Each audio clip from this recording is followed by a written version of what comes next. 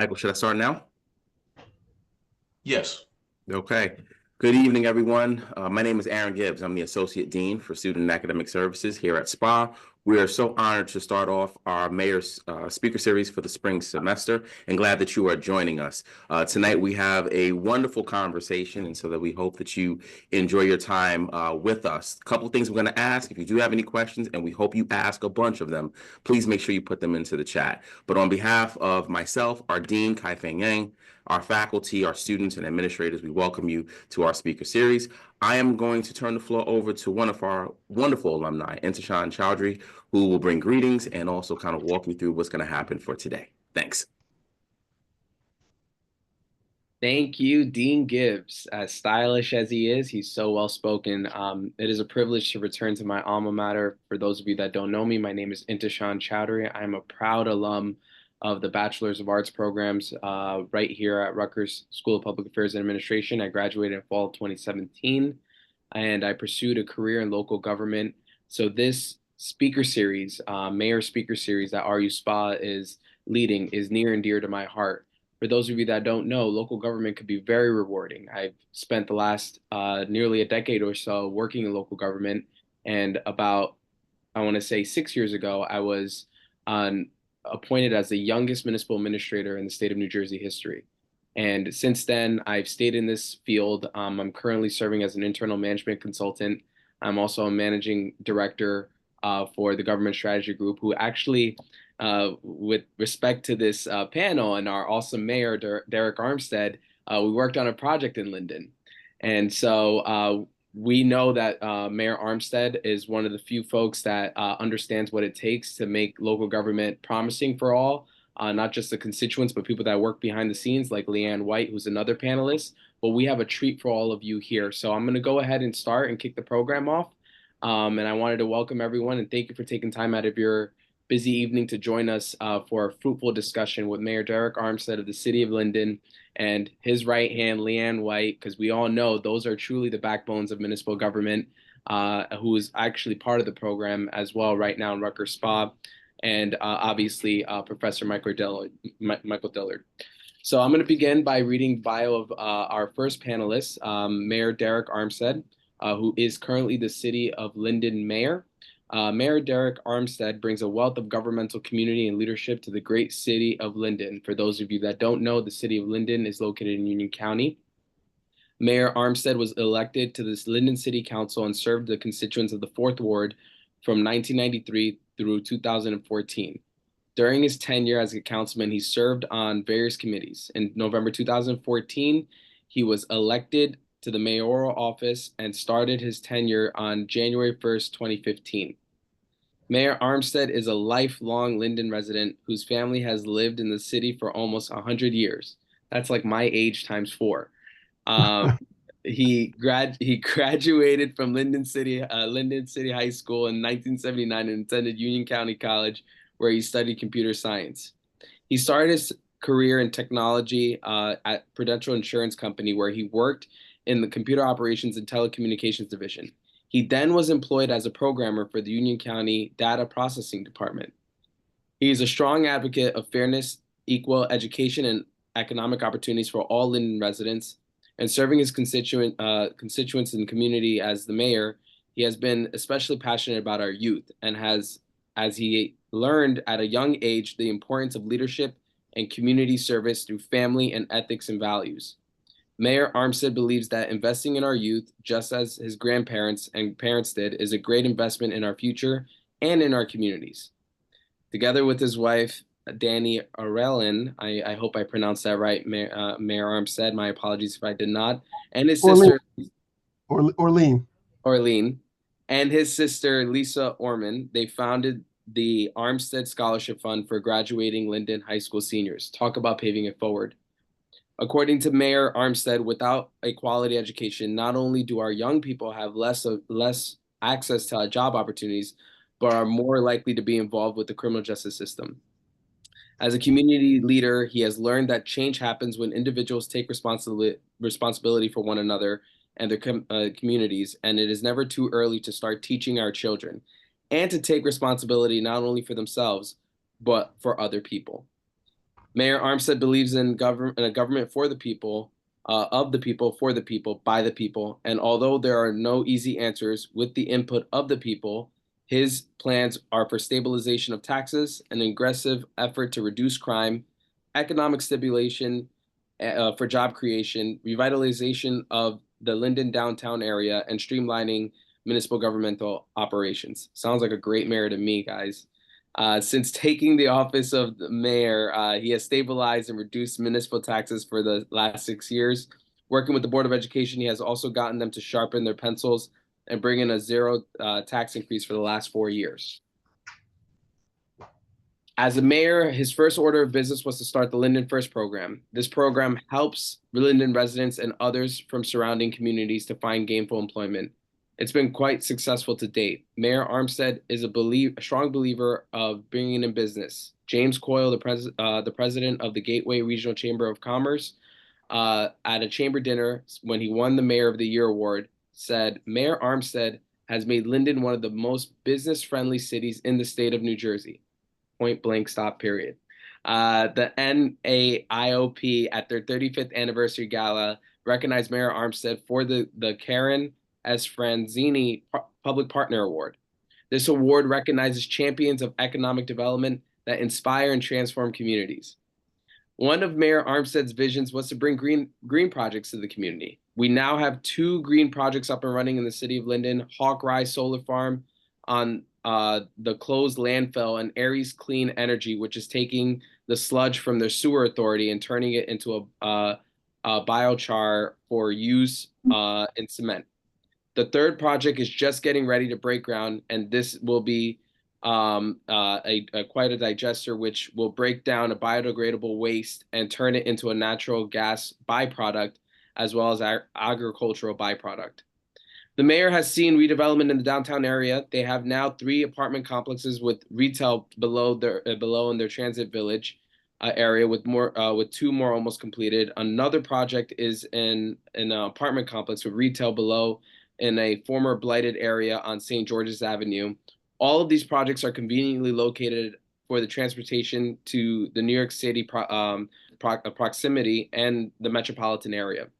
Mayor Armstead is a member of the Linden Democratic Club, the Linden Citizens Association, and the Moose Lodge, Elizabeth, Rawway, and Roselle branches of NAACP, and he is also the Linden Democratic Party chairperson, the Democratic Committeeman for the 4th Ward, and a member of the First Baptist Church.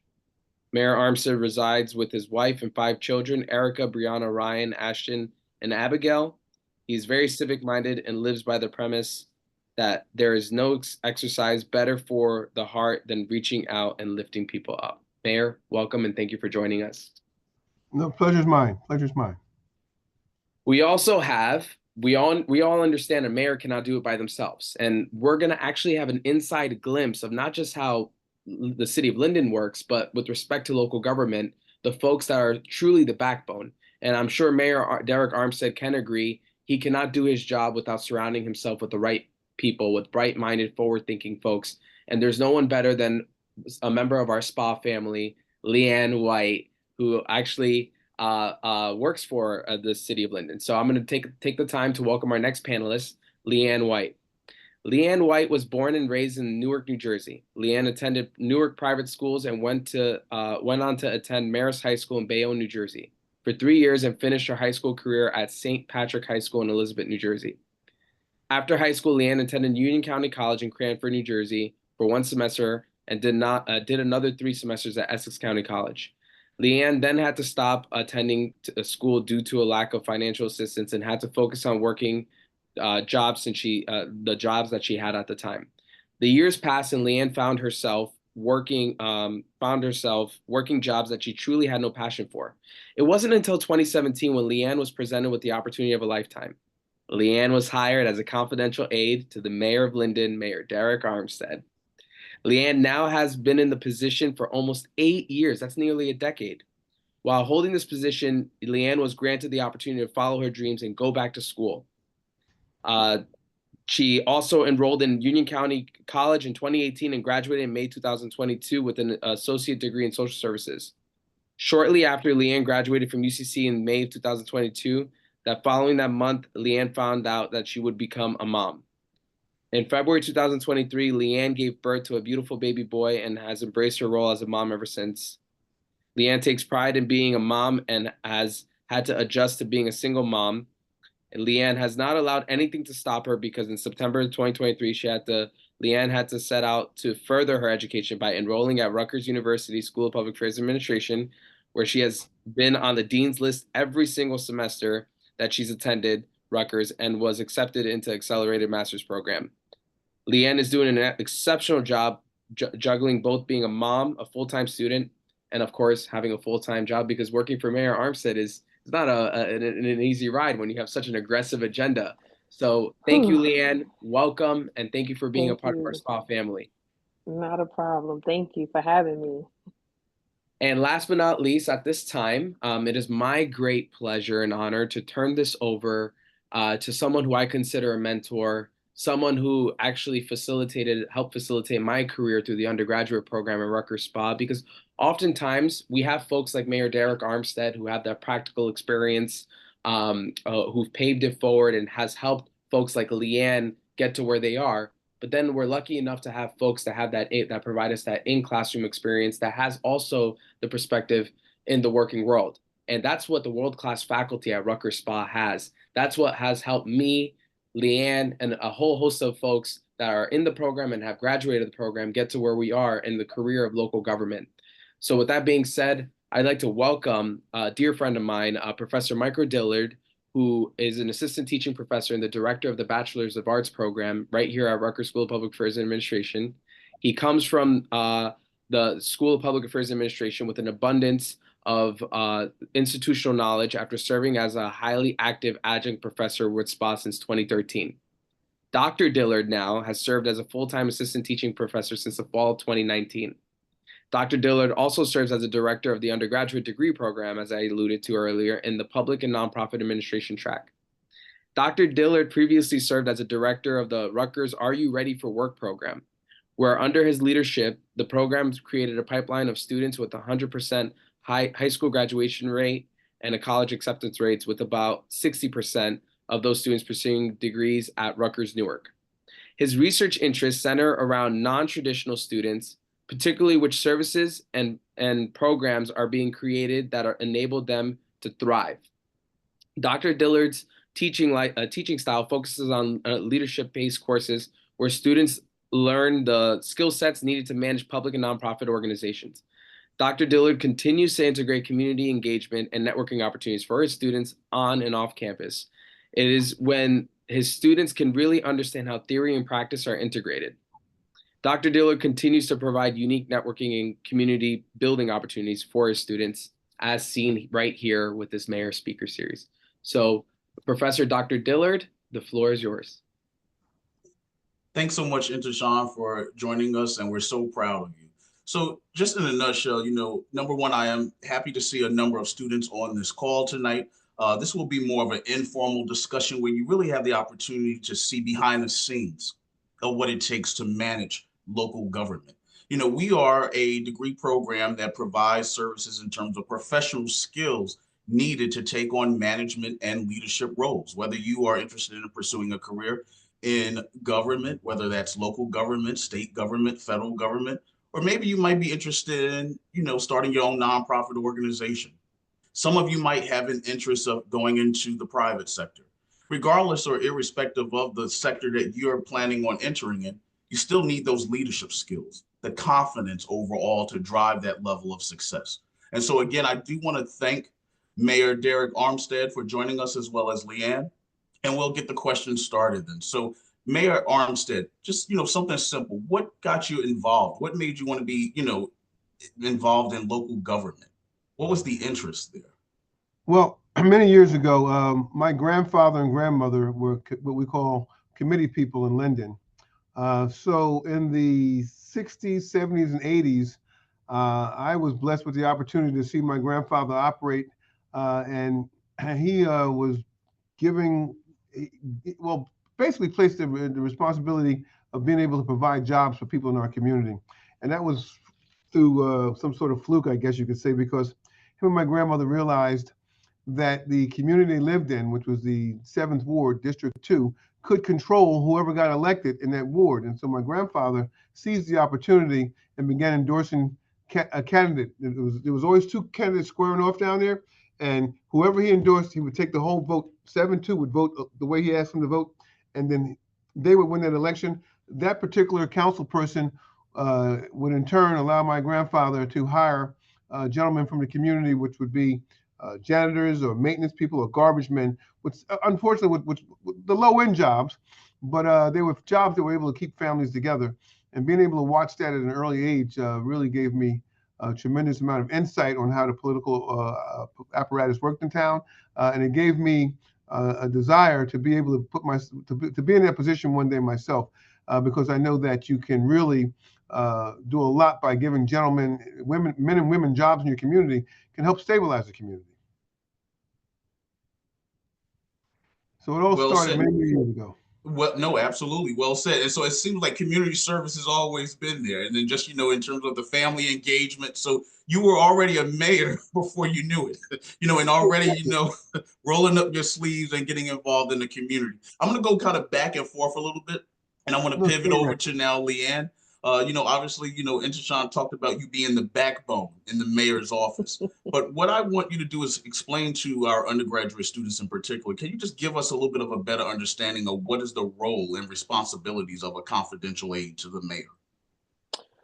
Well, in my role, I'm pretty much the next closest person to him outside of his chief of staff, right?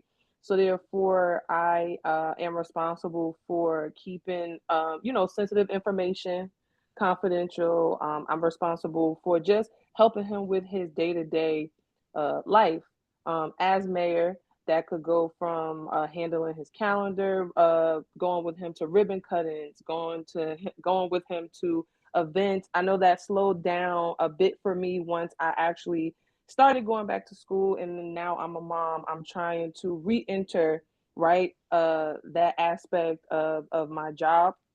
But I pretty much just help him move forward in whatever direction it is that he's trying to go. Whatever it is that he's trying to bring to the city, is my responsibility to make sure that I'm well informed. So that way, anybody who has questions, or, sometimes I might have to speak with these people directly, like developers and different elected officials. It's my job to make sure that whatever information that the mayor has and whatever it is that he's trying to carry out, I have to help play a role in that. So that's pretty much what my job is.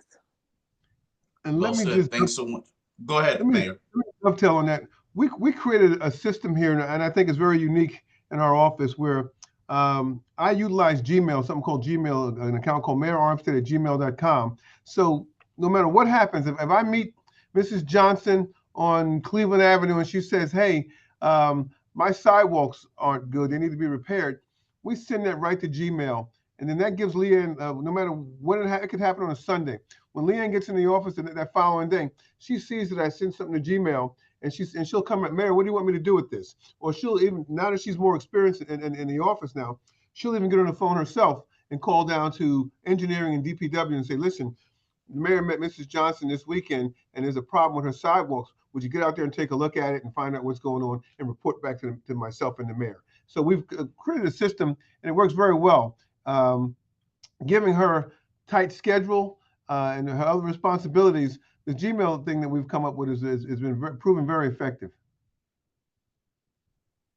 Absolutely, and well said, Mayor and LeAnne. We know it's not easy trying to juggle so many, hats and wearing many hats, but you make it happen. And you know what? You're unique, just like a number of our students across the board here at SPAA, where, you're juggling working a full-time job. You're juggling 5 or 6 classes. You're a parent, all of these other things that, take in way of your life, but you still somehow make it happen overall. As we know, Mr. Mayor, then, there's been a number of successes in the city of Linden, from the coat drives to the scholarships and that you've created for youth and so forth. But one of the questions that I would like to ask you on this evening would be, what are the most important metrics used to measure success in your role as the mayor of the city of Linden? The most important metrics is our ability to keep taxes stabilized, which I think is very important, because you have to remember, we went through a tough time here with COVID, and the last thing I wanted to do is burden my residents with additional taxes, because everything was going through the roof. The price of bread, the price of milk, eggs, everything was going through. Inflation was at an all-time high. So the last thing we wanted to do was to raise taxes, and we came up with a way that we wouldn't have to raise taxes, and that only came about after I had 6 votes on council. We have an 11-member government. And you're going to have 6 members to forward an agenda. And so once I got 6 members on council who shared the same vision, then we were able to kind of stabilize the property taxes and start moving the city forward with developments. Absolutely. And well, go ahead. And by the way, for those of you who don't know, I ran without the backing of the political party. I ran on my own. I didn't have the blessing of the Democratic organization. When I first started as mayor, there were 10 council members. I'll give you a little more. I'll give you a better metric. They spent $268,000 in the campaign. We spent $5,000 and we won. So when I first took office, there were 11 council members. Of the 11, I had 10 working against me, and I had 1. Within 3 years, we had 6. We had 5, and then we began the process of lowering taxes. Having been around so long and knowing where those skeletons were buried and where the money was hidden, I didn't have a problem at all reducing taxes. Absolutely. And you know what, you have to have that vision and, teamwork and collaboration together. And so I think that brings me to an important question as it relates to collaboration. And one of the things that we talk about consistently here at the School of Public Affairs and Administration, especially with our undergraduate students, teamwork, group work, working together to solve common problems and to tackle challenges. So LeAnne, I have an important question for you as the confidential aide. How do you collaborate with key departments across the city of Linden? Well, of course, when you're dealing with different personalities, you're dealing with people who have been in their positions for decades, literally. And then you have people like myself who are newer, even though it's almost 8 years. To some people that's been working at City Hall, they've been there for as long as I've been alive, and I'm 35 years old, right? So it's definitely a little challenging to try to enforce collaboration. But I have been successful in that area in specific departments, right? One specific example I do have is a collaboration with the recreation department in regards to some of the city's biggest events. I do serve kind of as a liaison between the mayor's office for one of our biggest events, which is Unity Day. Some people refer to it as Linden's House Music Festival, but this is an event where thousands of people are coming to have a good time, whether they're from Linden or out of town. And it all comes down to having transparency with one another, willing to hear one another out, and just understanding that this is a group effort, right? And it's not about us. We have to work together so we can get the best result, not only for what's the word I'm looking for? Not only for our administration, but for the residents as well, because at the end of the day, the residents come first. And that's something that the city of Linden has always taken pride in, is making sure that our residents come first, regardless of how redundant, like some of their complaints may be, or just how they can come off. We've always been successful in that way. And I do believe it's because of the way that we are able to collaborate, to come together to produce something as successful as these type of events that'll help our residents. Absolutely. So you know what, Mr. Mayor, we often at times we talk about strategic planning, especially in corporate America, right? Where do you see your organization, your company within the next 3 to 5 years and so forth? Then what's your vision overall? But I'm quite sure you have obviously a vision for the city of Linden, for, your employees, for the team, the council, as well as the residents. So my next question for you, Mr. Mayor, is how would you describe the city of Linden's long-term vision? And what are the key initiatives that's driving that vision for the city of Linden? Well, our long-term vision, we're constantly trying to attract new business. We know that that new business will create job opportunities. We want to focus on revitalization of some of the old commercial areas that were once, utilized extensively, but are no longer being utilized, bringing them back to life. Reinventing our transit area, like our train station, and basically supporting local businesses. We know that if everyone in your town is working, you're going to have a successful town. I would say this, in the 60s, when all hell broke out, for lack of better words, Linden didn't suffer from a lot of problems that some of the other towns did. And that's primarily because all of our parents had jobs. Everybody was gainfully employed. In fact, it was said here in Linden that if you didn't have a job, it's because you didn't want to work. So we had American Cyanamid, DuPont, GAF, General Motors, Exxon. We had what it calls the Tenco, which manufactured coffee. We had what was the vodka manufacturer? We had so many places. It was the city was on fire as far as employment was concerned. But then these companies started folding up and moving, and all of a sudden, employment became an issue in town. So one of the first things that we did when we came back was said, how do we revitalize these areas?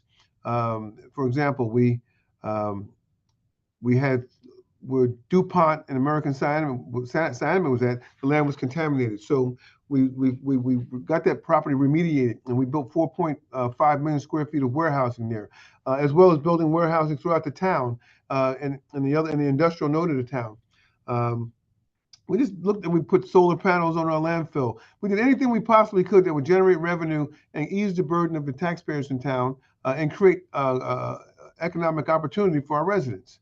And I don't know if you've been down 1 and 9. If you take a ride down 1 and 9, where the old General Motors plant was at, I mean, there was a lot of time and energy put into bringing that area back to life again. And we basically refer to it as our food mart on the highway now. Like if you go to a mall, you go, there's a food mart. Well, we refer to our we call not Aviation Plaza. Sometimes I lose it. Well, the old General Motors plant, we'll call it for now. Okay, the old General Motors plant that is thriving down there. I mean, I think we're at 90% occupancy right now. Every type of restaurant, every type of business you could think of is down there. The Super Walmart, one of the largest on the East Coast. And these things bring jobs back to your community, and they give people employment. And employment, it breeds success. People are happy when they're employed, and they can move themselves forward.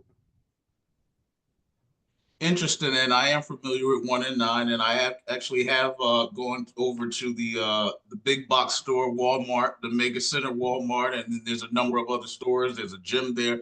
And so, obviously, we're talking about now in terms of job opportunities, job creations, the ability of what you just discussed a little bit earlier in terms of, lowering property taxes and so forth, and not raising those taxes. And by, having that Legacy Square over there on 1 and 9, that's bringing forth Legacy Square. That's it. That's Legacy Square.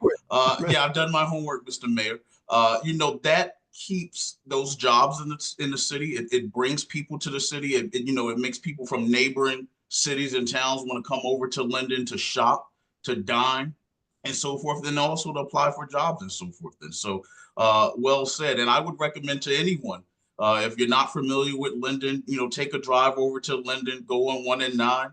And, pay a visit over to the Legacy Squares. Again, Walmart to LA Fitness and so forth, and a number of, fast food establishments as well as restaurants and so forth. And another question that I have for you, Mr. Mayor, what are the core values of the city of Linden, and how are they integrated into the daily operations? What are some of the core values that you believe that's, strong for the city of Linden?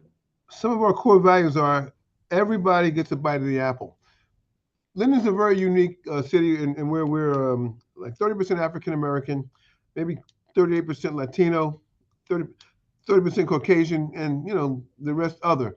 And what I believe in a town like Linden, if everybody's sharing in the prosperity of a city, then the city's going to do well. We don't have all these fragmented groups who are angry. So we believe that creating opportunity for everybody is key to success in our town, regardless of your race, religion, or wherever you come from. By creating opportunity, it kind of like fosters a positive growth in your town, and it keeps everybody kind of connected, you know? Absolutely. And just one quick just note to all of the audience members on this call. Please again continue to place your questions in the chat box feature so that way when we begin the Q&A session, we could just read from those questions. So again, continue to place your questions that you might have for the mayor as well as LeAnne. So LeAnne, again, going back to you, welcome back. I know technology often at times has a mind of its own, but we still Yes, somehow keep making it happen then. LeAnne, are you there? Oh, she I'm might have here. frozen. Okay, good, perfect. So a question that I have for you is how has the SPAA BA program in public and nonprofit administration prepared you for such a position? I would say that SPA has definitely it's taught me some things that I definitely try to apply. Um, just in my day to day in this position, it has actually gave me a better understanding of government structure and how it functions. I've never really been into like the public sector, like I come from working in the private sector, like in any job that I had, right? So I never understood really how the public sector works and what that consists of and the ins and the outs. But SPA has definitely given me a lot of insight.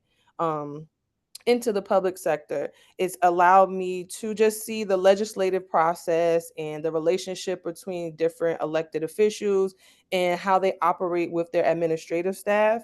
SPA has also helped.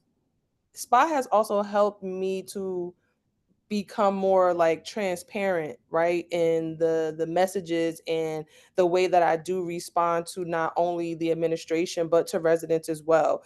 One of the key things that SPA always focuses on, no matter what class I'm in, no matter what semester it is transparency, right? Like we've at my classmates have come to an agreement that when it comes to the public sector or government, there's not enough transparency when relaying certain information. So certain communities and certain populations don't really know what's going on. So I try my absolute best to take that into consideration when I'm, speaking to residents and I'm relaying information to them because we'll understand certain lingo and we'll understand certain phrases, right? But the average resident, they don't know what we're talking about. So I definitely feel as though that SPA has allowed me to just be better in that area to make sure that all residents are just really well informed and they really understand what's going on. Well said. It's so funny, LeAnne. So I found myself yesterday, late last night, as you know, back and forth emailing you, emailing the mayor, grading papers, getting administrative tasks done. And you just say to yourself, well, how can it just, you make it all happen, right? And I think I was on my third cup of coffee and so forth. But I want to know from you, because again, you make it look so simple. You make it look so easy. And Intashan was reading your amazing bio of just everything that you have on your plate. So a question that I have for you, how does the city of Linden support employee well-being and work-life balance? um the flexibility. um Working in a municipality, specifically in the city of Linden, there is a lot of flexibility that's offered. Almost everyone that works in the city of Linden has a child. They have a family. They have a life outside of the office. So they're very understanding when it comes to your roles and responsibilities outside of the office. Of course, you have to make sure that you take care of what it is that you're responsible for. But they definitely do provide a different type of flexibility as to where you're not afraid to take off, or you have to step out for a moment, or you have to go make a phone call. They're very understanding of that. There's no type of like repercussions for that. Like I said, I've worked in the private sector for any job that I had. And that's like, I don't even want to use that term, but it's just like robots nonstop, right? Like you can't get sick. Your kid can't ever get sick. You can't have a life outside of here. You need to be accessible at any time. We want you to come in and fill in for this shift because this person can't make it in. But there's a different type of realm in this role that I have. It's not like that. Like they really truly understand, like, okay, if my administration is not well, I can't do well. And I think that's what separates, working in public administration from working in the private sector, is the fact that they understand that in order for this well-oiled machine to continue to run well, we have to make sure that the people who are running the machine has what it is that they need. And I'm very grateful for that, because I do not know where I would be if I didn't have this type of flexibility. One of the things I always tell everyone in the office here is that we are a child and family friendly administration.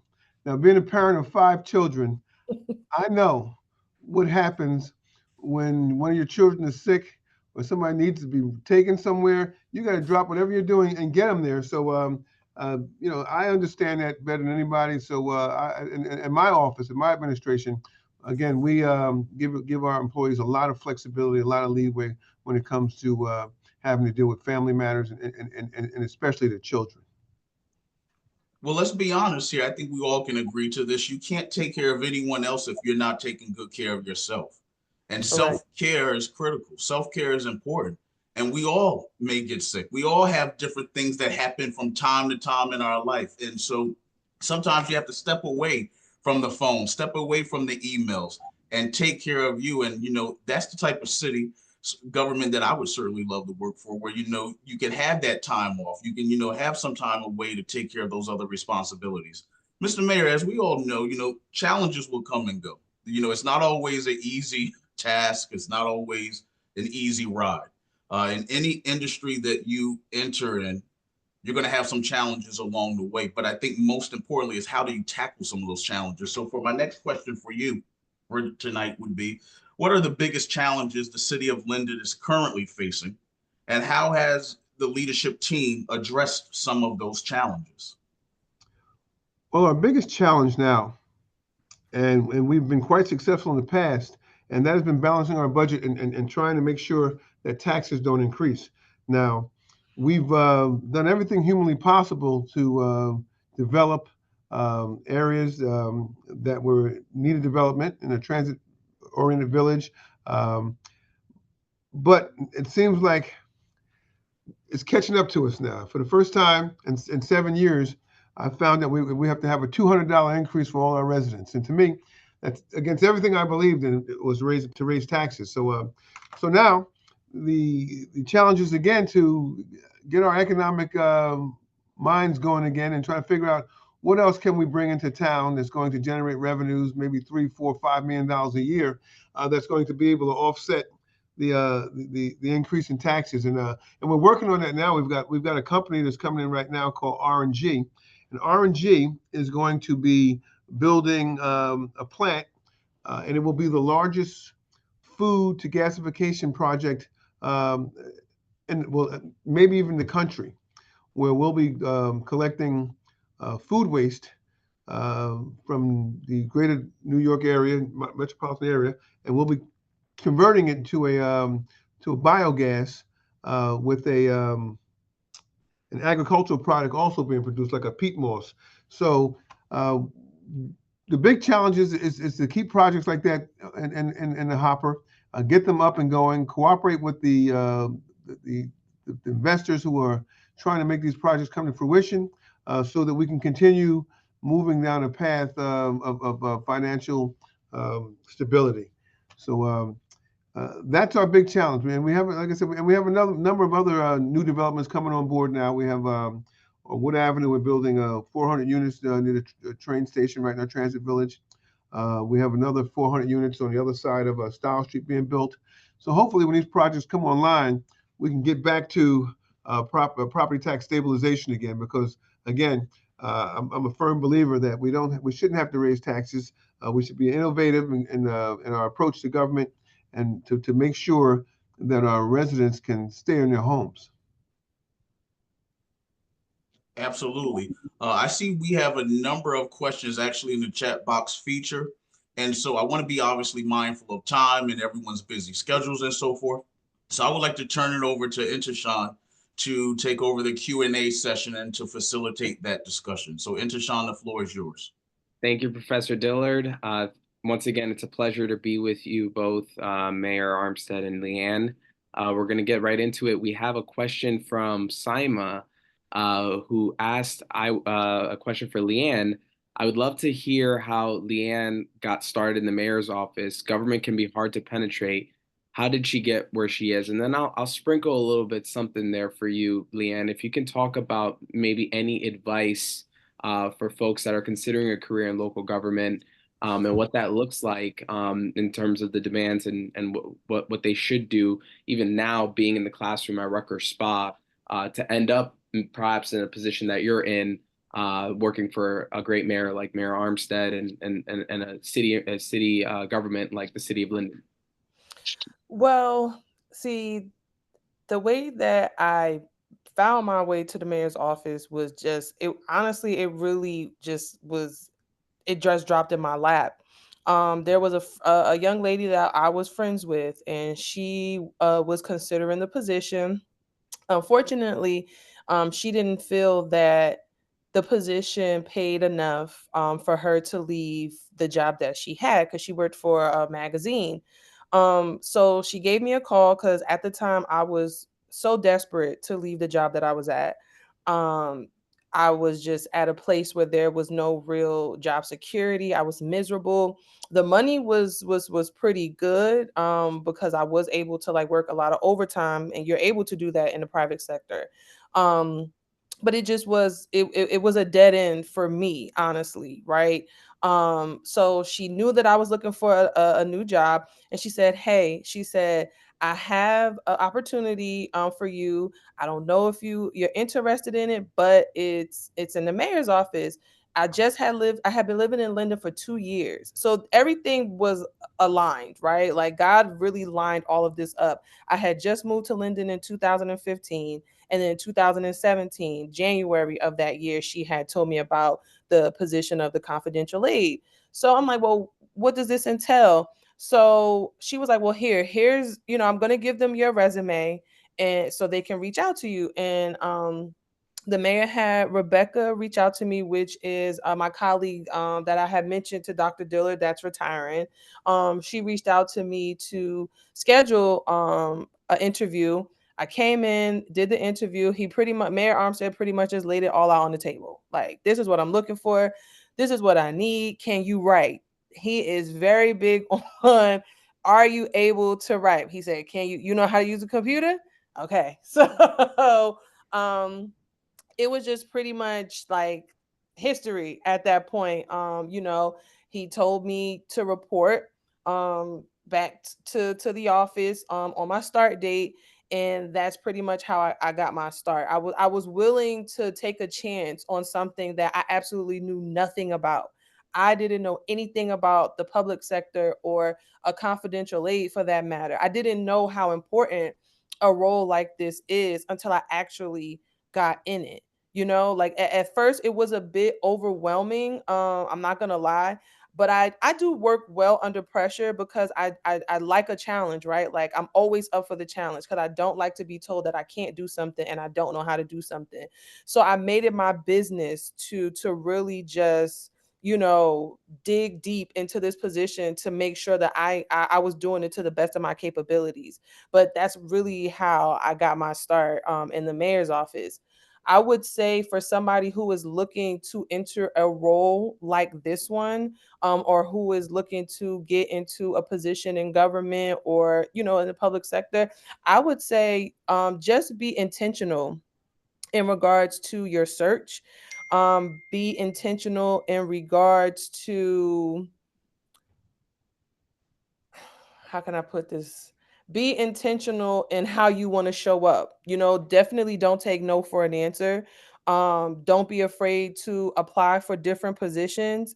Don't be afraid to reach out and get yourself known. I would also say show up to city events, introduce yourself to different, people amongst the administration. Just make sure that you're seen, right? And you're a face that they'll always remember. So once your application comes across the desk, they're like, okay, I remember this person. They always show up to Unity Day. They were at the Polish Festival. Oh, they helped out with the Breakfast with Santa. You know what? Let's bring them in so we can sit down and talk to them and see what they can bring, to the city. So that would be my advice for anybody that's looking to get into this world. Let me just dovetail over that. When I first took office, we didn't have a public information officer. We had no BA, no business administrator, and so we were doing everything in my office. We were writing press releases, and I recall one of the first tests that I gave LeAnne was, "Can you type?" Okay, and because I'm so used to walking into my secretaries and say, "Hey, got to have this written," and I'll just start spewing off things, and they'll start typing, and then we'll start collaborating on getting a document out together. And so it's just got to be you got to be fast on your feet and quick, be able to type and be ready to change it if I come back 5 minutes from now and say, "Hey, I need to change this," And that's really what, again, her first interview with me was, I'm going to write something right now, and let's go to the computer. And so we started banging something out, and she fared very well. I said, "You can make it in this office." I knew the type of workload that we had here, and I knew what I needed. And the fact that she was able to do that, I said, if she can do that, then she can learn. And after a while, she'll pick up on our writing styles around here, and she'll start learning how to do press releases herself. Because we were just we were shooting from the hip when I first started here. Because like I said, it was just us, just me, Rebecca, and LeAnne. I had another secretary who wasn't working out too well, and then she moved on, and we picked up LeAnne. It was just a win, and she understood spreadsheets, and which was critical because we're data driven in this office. I believe in utilizing information technology. I tell everybody, if a person tells me that they voted for me, I'll just go right to the computer and pull up the voter log and say, "You're not even registered." So we believe in putting your finger on data. We're data driven here, and that's another thing she does. She handles we have a database. We use a copper database, and we put anything and everything into that database, and then we run the voter file against it, merge it. So now we have not only if you voted, we have, hey, you called about your tree that needs to be trimmed. We keep a running log of everything that goes on. So it's data. It's constituent services, and as long as your focus is there, you can survive in this office. And she more than stepped up to that task. Well, Mayor, I think what you're alluding to a little bit, I think comes from not only an opportunity to mentor in this space in the practical sense, but I think also what's an important thing that we bring to the table when you enter into these spaces is that the mayor is also learning as much as he can as well from the likes of LeAnne coming into the office. So can you talk a little bit, the both of you, about the relationships, the opportunities to learn from one another, and how mentorship is a big role. I imagine LeAnne, the mayor, has become a mentor in this space, and then the mayor, how much you probably have learned from LeAnne since she's been here, and how because you've been in office since before I was born, and I'm just saying, like, you have these young, talented folks coming in here in these spaces as rising administrators, and what that means to your office. I'll start. I'll tell you this. When I first got into politics, one of the most disturbing things was that I saw these older politicians. They were so standoffish. They didn't want to share information. It was like they were like a gang, and they just didn't want you in. And I made a promise to myself early on. I said, and I used to tell my wife this: if I ever get like that, take me outside in the backyard and put me out of my miseries, okay? Because I believe firmly that young people are our future. There's no sense in fighting with young people and trying to keep them out, because they're coming anyway, and time is going to take care of that. No sense in fighting them because they're going to replace you anyway. The best approach to have with young people is to give them training, bring them in, bring their friends in, because ultimately they're going to be running things anyway. And one example is we learned a few years back, about 8 years ago, we were hiring adults to run our campaigns. We started using kids from the junior ROTC to make phone calls for us. They were so disciplined, and they listened to everything you tell them to do, and they enjoyed it. So I'm happy to say that we have one of those students. She's on a planning board. We have another student who's on the Board of Education now, and we have just taken these kids, and it's been a civic lesson for them, and they really are embracing this whole role of elected office that they know that they're going to be playing in a couple of years. Because, like I said, I'm 64 years old, so maybe I do another 8, 9, 10 years, maybe. But at some point, I pass that baton, and hopefully, when I pass it, these young people who I pass it to will have taught them, will have trained them, and they will be prepared to take this mantle and do something good. And I'll be the first to admit that some of these older politicians, people who've had an opportunity to shape and mold young people, to shape our world, have done a terrible job. Because if you look around in politics today, there are some of the most selfish, egomaniacal, self-indulgent people that you ever want to deal with. But the idea here is to bring a new breed of young people in, a new breed of politician in, people who understand that you got to put people first. If you want to do anything else, if you think you're going to come in here and become an elected official because now you want to, there's nothing wrong with wanting to advance. But if you think that's what the whole thing is about, then you're in the wrong business. You should be here because you want to uplift your community, and this is what we're teaching at the lower levels as we bring these young people in, and a lot of them are excited. I don't see Linden in a position where it's going to be doing bad going forward, because we're training these young people, not just the employees, but young people who are interested in politics in this town.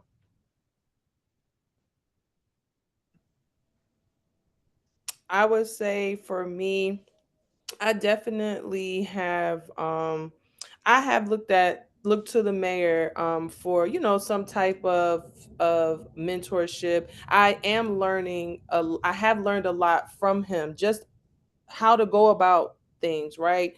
Um, it was rough in the beginning, like very rough. And I remember always saying, well, I don't want to be in the spotlight. I don't want to, just I'll get behind my desk. I'll do what I have to do. I'll clock out and I'll go home. He's definitely helped me understand that he's helped me understand the position that I'm in, and I'm able to do a lot of great things, right? Like, he's helped me come out of my shell. I'm not a shy person, but when it came to this particular position and knowing that I would have to get involved in politics in some way, shape, or form, I was always intimidated by that. I was terrified of it because I'm just like, I don't want anything to do with that because it's messy, it gets ugly, and I just don't want anything to do with it. But what I will say is that the mayor has helped me to no longer run away from it, but to run towards it.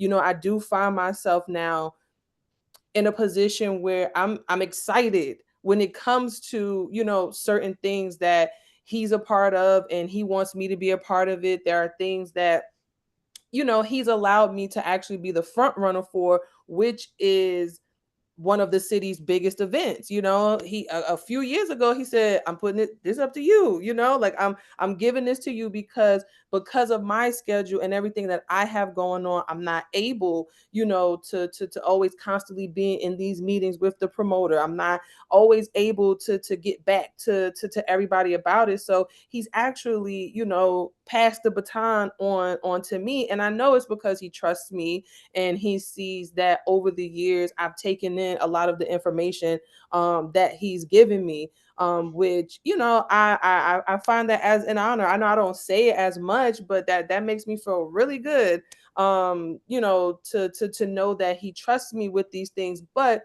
it's because he's actually taken the time, you know, to tell me, hey, this is how you do this, right? This is what this is supposed to look like. This is what you're supposed to say. This is what you're supposed to do. So I've definitely taken everything that he's shown me and I'm starting to apply it now. You know, I'm starting to pass it down actually to my coworkers who I work with. He's also put me in charge of training them, and he's also put me in charge of making sure they know this information so they can at some point get to where I am and he could pass the baton on to them. Well said, LeAnne. And it sounds like we have a theme with this speaker series that we rolled out here. It's about paving it forward. I did want to move on to some of the other audience questions that we have. You know, we have a very popular panel, it seems like, this evening, and we have about 10 or so minutes to go before we have to conclude our program. But I did want to pose a question for Mayor Armstead. We had Miss Candace Sanders asked, I actually frequently shop in Linden. The diversity of the stores look intentional. Was this intentional or did it naturally happen? I think it's great either way. Now, Mayor, as a former or still in the municipal management world, we understand how important economic development is and how much this can drive some of your earlier points when it comes to generating revenue and attracting investments. But with everything that's been going on and the conversations and the national discussions around DEI, how are you still able to manage doing this in today's climate with the question that's been posed to you by our audience? Well, I'm a little confused on the question because I know you mentioned DEI, diversity, equity, and inclusion. Well, and I know you mentioned the mall. How did it evolve? So you want me to talk about how it was a diversity of the stores, like the diversity of the stores, which, you know, where folks shop in Linden. There's a lot of storefronts. There's a lot of areas, a lot of diverse business owners. You know, things of that nature. How do you maintain that? Because, you know, Linden does have a diverse community and outlook, and obviously that outlook is maintained well by the mayor's office and the administration with respect to economic development, right? But obviously we see the national climate around diversity, equity, inclusion in many ways. And so basically, how do you balance all of that while answering this question? I'm just posing some pretext. Let me give you a little background. So first of all, when Legacy Square, when the whole concept came in, you know, Alex, we have a guy named Alex Laspinosa. He's our economic development person. And Alex and I worked, tirelessly on trying to attract companies by sending out letters, letting people know, hey, we got this great place here in Linden. We think it'd be great for you to bring your store. And so it kind of like evolved. I mean, one person would see something open up and all of a sudden people drive by and say, wow, that's a great place. So it really evolved. There was a lot of outreach in the beginning, and then it kind of like took root and it evolved into what it is right now. Again, so it's a lot of outreach, and it's a lot of people driving by and saying, hey, what's over there? Maybe I can open up a business here, and that's exactly what happened. Now, the whole DEI thing, diversity, equity, and inclusion. I mean, it's here. I don't care what they do at the federal level, at the state level. I know here in Linden, it works for us. Diversity, equity, and inclusion, it works. I mean, we have such a diverse population, and we have to have diverse restaurants there. We have to have diverse businesses that will accommodate everybody. And I think I think it evolves. It continues to evolve, and there's nothing anybody can do about it. Diversity, equity, and inclusion. There's nothing you can talk about doing away with it, but at the end of the day, we have a diverse population in the United States, a diverse population in this country, and it's just going to continue to evolve. I mean, people can talk about it all they want about doing away with it, but at the end of the day, I think all of us want to see different people in the room other than ourselves. You know, just so because we can learn from each other. Well said, Mayor. I couldn't agree more with those sentiments. I did want to wrap up with just one more question. It was from our former dean of Rutgers SPAA, Charles Menefield, who's on the call. And a lot of the questions we had, I know Mayor Armstead touched upon it, LeAnne did as well.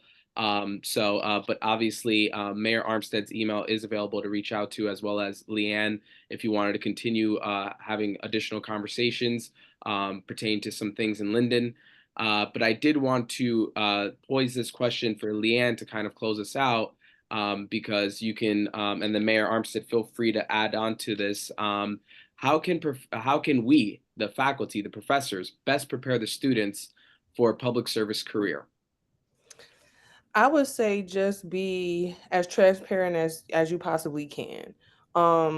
One thing that helped me kind of get ready for this position that I'm in was just conversations that I had with my pastor, who is now the South Ward councilman for the city of Newark, Councilman Council. We had a conversation and he pretty much just was like, listen, this is what it is. Okay. You need to make sure that you are equipped for this. You have to understand that it's not always going to be glamorous. You have to understand that, you're going to have to put some work in order for you to really make a name for yourself. And I also think that faculty can what they can also do to help is just let the students know that it's okay to be your authentic self, because that's going to eventually help you get to the next level. I know people like to say, like, one of the questions that I had in one of my classes is, can you separate who you are outside of can you separate who you are personally outside of who you are professionally? And when I answered that question, I said, they're pretty much one and the same. If you are genuinely an ethical person, you are genuinely a person who does things by the book, and you're trustworthy, you can carry that over into your professional life. And when working in public administration, it's very important to have those type of qualities anyway. So I definitely think that, administration and faculty and professors can definitely encourage students to be authentic, and to definitely also not be afraid to ask questions. No question is a stupid question. I always say that.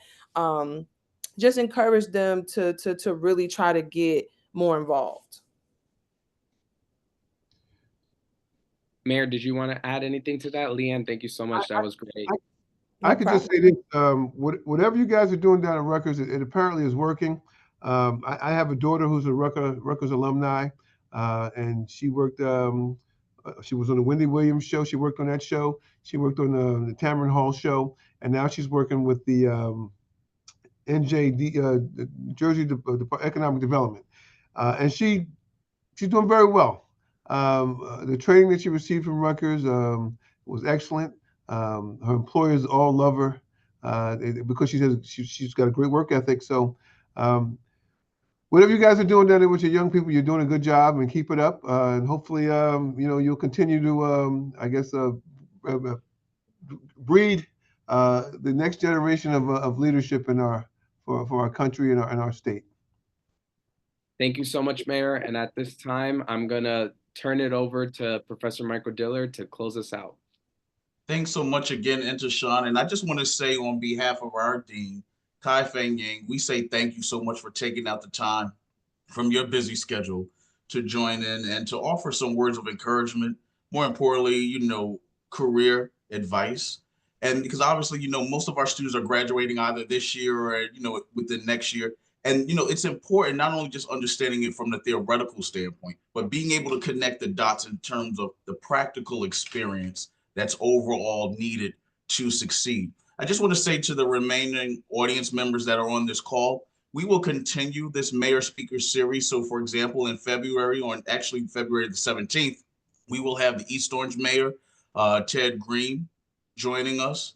And then on April the 10th, we will actually have the mayor of South Orange. And so we're going to continue these discussions overall, because I think it's important to give students a taste of local government, especially the behind the scenes stuff. You know, it's one thing to read it from a textbook. I always say that to students. I remember a few years ago, I held an actual live class at Newark City Hall, and that gave students the opportunity to really understand what it takes to manage local government and to understand the types of challenges and so forth. To Mayor Armstead and to LeAnne, this will not be the first and last time you're going to hear from me. I will be bugging you. I see some internship opportunities coming out of this. We can send some of our college students over to you. We have a number of students that live in Linden and Rahway and Woodbridge and Roselle and the other neighboring towns around Linden. And so I think that this will be an amazing opportunity to continue to keep this relationship going. And to our tech guy, Josh, thanks so much for staying on and making sure that everything was running smoothly. And last but not least, to Intashan, thank you so much for taking the time out of your busy schedule as well, too, and assisting me with moderating. And he's done an awesome job. He's finished up his bachelor's degree and his MPA degree, and he's just continuing to do amazing things. And without further ado, this session has come to an end. Take good care. All right, guys. Thank you so much. Thank you. Bye-bye.